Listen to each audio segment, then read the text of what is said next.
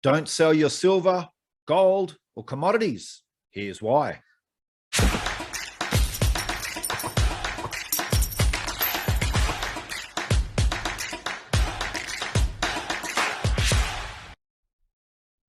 So this chart right here tells us that we do not want to sell our gold, silver, or commodities into this coming recession. To explain more about this chart, let's just jump over to a Zero Hedge article now. So this is not the time to exit commodities, recession or not. Despite the ongoing rout in energy names and the broader commodity sector, the longer-term outlook for commodities remains exceptionally positive, whether there's a US recession or not. Commodities from oil to wheat and from natural gas to copper have been selling off, with rising recession risks being pinned as the reason. However, as Bloomberg's Simon White writes this morning, good old-fashioned profit-taking is likely part of the picture, as both commodities and commodity equities have had a fantastic run over the last 2 years, largely insulated from this year's turmoil.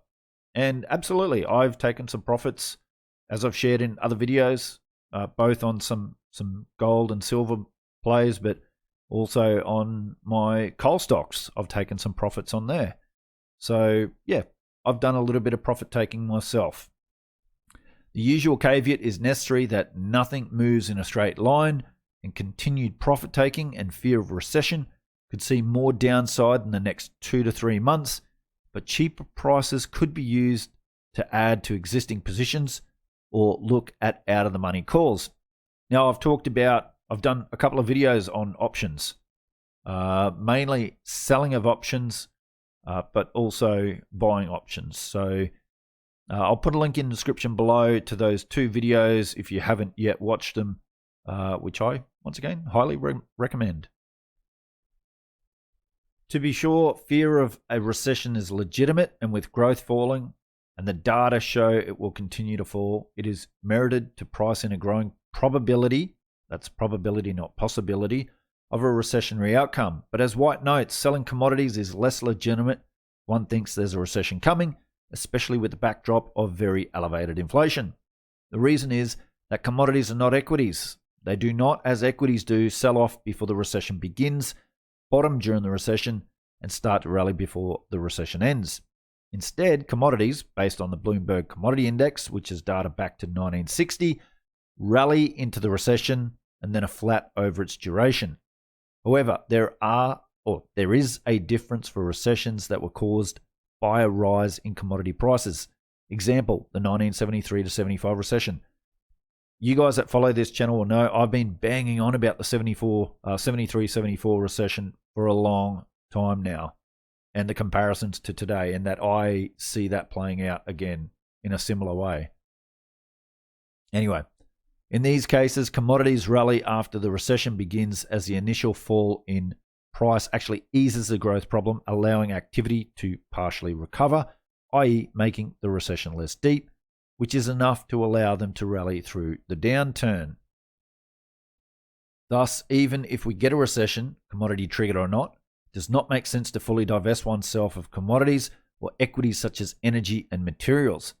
This is doubly so when considering that inflation is in an elevated and sticky regime, unless one assumes that Mr. Putin will end his visitation across the border and the extended length of time it will take for producers to invest in new supply after years of underinvestment. We've spoken about that in other videos. White is not alone being bullish on commodities, as his Bloomberg colleague Jake Lloyd-Smith also notes. While oil has been taking a beating as concerns that a US recession is just around the corner hammer prices, even if a test of the 100-barrel level comes sooner rather than later, the recent steep drop seems excessive. While the slide is clearly a case of fast deteriorating macro sentiment, overwhelming still positive micro indicators, and trigger-happy CTAs reversing on recent upward momentum in commodities, the world is still quite short of crude, and product markets remain tight as the conflict over there drags on. Among the positive signals, backwardation, an extremely bullish pattern remains impressive. Brent's prompt spread is more than $3 a barrel. That's still robust, while the December to December spread has narrowed. It's holding above $10 a barrel. So what could spark the bounce? According to the Bloomberg analysts, the potential drivers of a rebound are many and varied. OPEC hasn't delivered in full on recent supply hikes, and spare capacity is severely limited. Curbs on Russian oil flows may yet tighten further. A showdown over gas in Europe could help lift oil. Hurricane season is with us, as is driving season. US oil stockpiles at the Cushing hub, if I've got that right, are scant, while nationwide gasoline inventories are below seasonal norms. Finally, despite adhering to COVID zero, China looks better placed in the second half. Smith's bottom line, crude slump has been dramatic. It's also been overdone. Okay, before we get back to that chart and a couple of other charts that I want to share with you guys, I just want to cut to a short 3-minute clip with Brent Cook on why he's investing in commodities for this decade, which I agree with. All right, so which of these metals that I mentioned, gold, silver, nickel, copper, platinum's down year to date as well, do you think has the most investment potential for, well, I don't want to say just the remainder of the year because we're already in June, but for the next year and a half? I would say copper, nickel, and gold. Okay. Probably in that order. Those copper and nickel have nothing to do with gold. I'm wondering why you put those three together. Because the whole electrification relies on those two metals, plus lithium. Okay. And as I said, we don't have enough copper supply to meet what the coming demand. Right. And then we're seeing issues in Peru, Chile, even the U.S. in terms of permitting or social issues are slowing down mine development or stopping them completely. And to find a new tier 1 copper deposit and put it in production is a minimum 10-year horizon. Minimum 10-year horizon. So the price has got to go up. People talk about the electrification story and how that impacts nickel, cobalt, lithium, battery metals that we know. But I wonder if it has any direct impact on gold. I don't think so.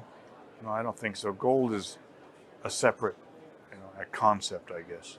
And I think the popularity of gold is going to have to do with it's going to hold its value as so many things go down. Okay. What about silver? Is silver related to the electrification story? Yeah, it is solar to a degree. Solar batteries, panels and such. Yeah, I mean, Joe and I, we're not really gold bugs or silver bugs. We don't go with silver's going to $100 or anything, but we do know that there's a dearth of new high margin deposits being found and put into production. So if you just focus on those deposits that offer high margin, okay, the best of the best, if you will, right, they're going to do well, and they will be taken over by larger companies. So that's, in terms of our investment philosophy, that's where we're going. So you said copper, nickel, gold. These are the commodities that you're looking at for investment potential. Is it because of the supply and demand fundamentals you're talking about? Will these metals be in extraordinary demand over the next few quarters to years, and supply wouldn't be able to keep up? Yes. In a word, yes. I think we're looking at the next decade. We're going to see those commodities rise in price. And in terms of keeping up, there will be more supply coming in as you get copper to $5, $6, but it can't come in that fast. Okay. Because it takes so much time to build. Why can't it come in that fast? Is it a regulatory issue, or is it? Well, yeah, it takes the regulatory, and most of these companies, the larger mining companies, are not going to use $4 or $5 copper for their base case in terms of development. They've been burned too many times before. They're much more conservative now. So they're going to go with $3.50 copper, 1,500 gold as that's their price deck they use in their development scenarios and their feasibilities. So as you can see with this chart, commodities actually rally sharply after a short sell-off in a commodity-caused recession. Then they go flat for a long period of time. So when we look at the bear markets in the S&P 500 going back from 1870 to now. If we look at the 73-74 oil crisis recession, that's what it's called, where it fell, as I said, almost 50% in nominal terms. We've still got a ways to go. And remember, that was a bear market over a 2-year period. So some analysts are saying we've got another 6 months of this bear market to go, with probably another 15 to 20% fall. I think that's fair.